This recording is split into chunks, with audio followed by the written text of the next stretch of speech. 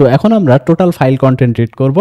আমরা এতগুলা put character বা fgetc ফাংশন ব্যবহার করব না, তো আমি সবগুলোকে কমেন্ট আউট করে দিলাম। এখানে এগুলা থাক, কারণ আমাদের পরবর্তীতে এগুলা কাজে লাগবে। তো আমাদের টোটাল ফাইল কন্টেন্ট রিড করার জন্য একটা লুপ লাগবে। জেনারেলি হোয়াইল লুপের হেল্প নেওয়া হয়, তো হোয়াইল লুপ আমরা ব্যবহার করতেছি। এর ভিতরে একটু কমপ্লিকেটেড সিনট্যাক্স হবে, যদিও আমরা জানি যে হোয়াইল লুপের এখানে একটা কন্ডিশন বসে, বাট এখানে কমপ্লিকেটেড সিনট্যাক্সও কিন্তু বসতে পারে। তো সেটা আমাদের একটু ব্যবহার করতে হবে, ভালো করে খেয়াল করিয়েন। fgetc রাইট, এই ফাংশনটার সাহায্যে এই ফাইল থেকে আমরা একটা ক্যারেক্টার রিড করব, তাই না?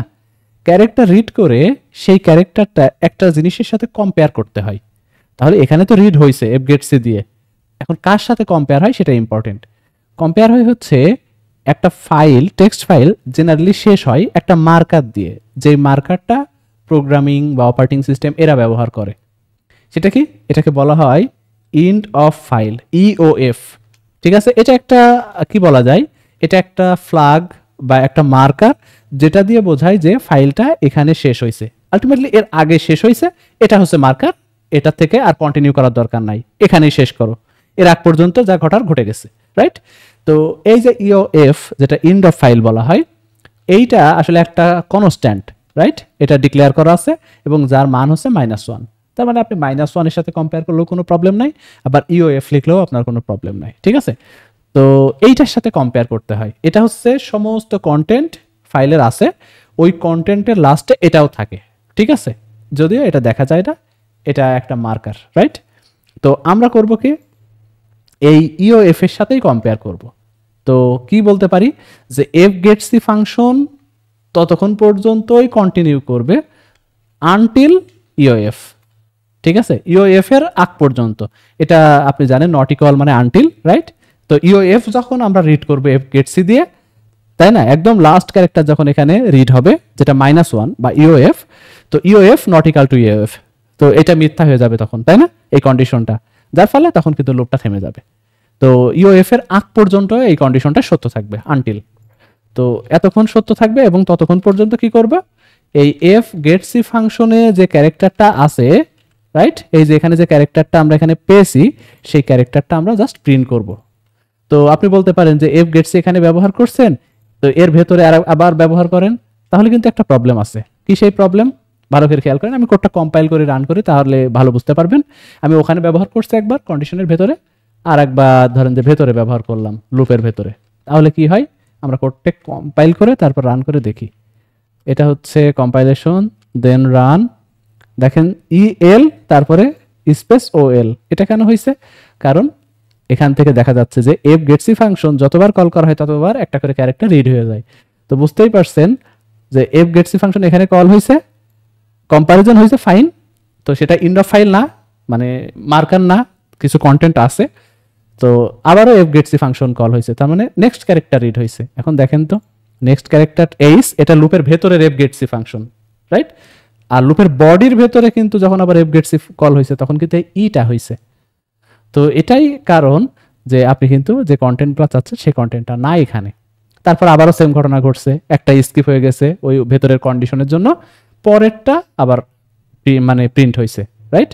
যেটা আবার কি এল, তো এই কারণে EL আসছে।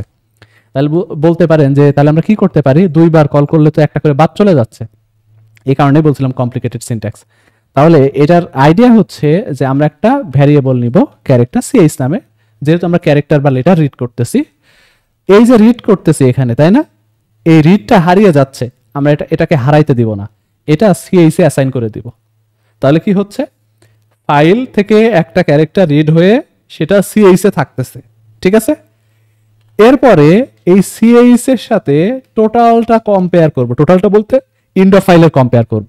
তো এই প্রথম ব্র্যাকেটের ভেতরে এই টোটাল ঘটনাটা ঢুকাইয়া দিলাম, তাহলে এটা প্রিসিডেন্স বেড়ে গেল, তার মানে এই ঘটনাটা কিন্তু আগে ঘটবে, এই ঘটনাটা আগে হয়ে তারপরে সেই জিনিসটার সাথে ইন্ড অফ ফাইলের কম্পারিজন হবে, ঠিক আছে? তাহলে টোটাল সিনট্যাক্সটা আমি একবার বলি, যে একটা ক্যারেক্টার রিড হবে, সেই রিড ক্যারেক্টারটা ch এ থাকবে, তারপরে সেই ch এর ভ্যালুর সাথে ইন্ড অফ ফাইলের কম্পারিজন হবে।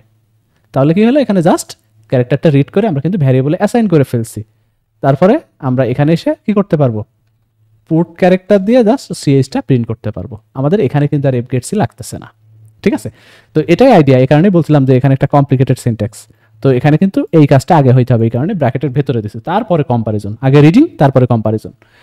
তো এটাই হচ্ছে মোটামুটি আইডিয়া কিভাবে ফাইল থেকে কন্টেন্ট রিড করতে হয়। একটা একটা করে ক্যারেক্টার সবগুলাই কিন্তু এখানে রিড হবে। এখন কোডকে কম্পাইল করেন, রান করেন, দেখেন হ্যালো ওয়ার্ল্ড চলে আসছে।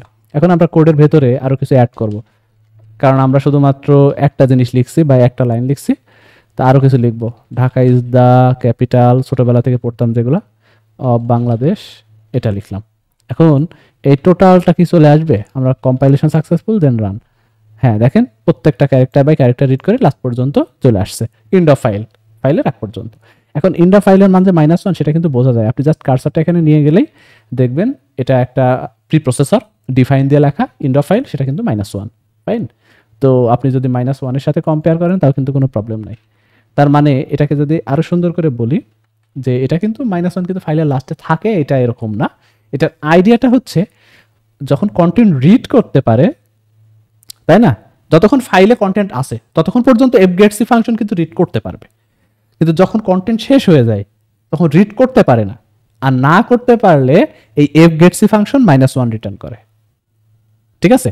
তার মানে সাকসেসফুল হইলে fgetc ফাংশনের বিহেভিয়ারই এটা, যে সাকসেসফুল হইলে যেটা রিড করছে সেটা রিটার্ন করে, আর আনসাকসেসফুল হইলে -1 রিটার্ন করে। আনসাকসেসফুল কোথায় হয়? লাস্টে গিয়ে, যখন আর কন্টেন্ট রিড করতে পারে না, রাইট? তো সেই -1 রিড করে যখন সিএসে আসে, সেই -1-এর সাথে কম্পেয়ার হয় -1, এবং নট ইকুয়াল কম্পেয়ারজন হওয়ার কারণে সেটা মানে কন্ডিশনটা ফেল করে। তো এটা হচ্ছে মোটামুটি আইডিয়া। তাহলে দেখেন এতগুলো আমাদের কি পুট ক্যারেক্টার, এগুলা কিন্তু কোনোটাই লাগবে না। এবং আপনি এখান থেকে কিন্তু আরো একটা জিনিস বুঝছেন যে সিএসএ কেন অ্যাসাইন করা হচ্ছে। তো আশা করি বুঝছেন। আমরা নেক্সট ভিডিওতে ফাইল হ্যান্ডলিং এর আরো ইন্টারেস্টিং টপিকটা পড়বো।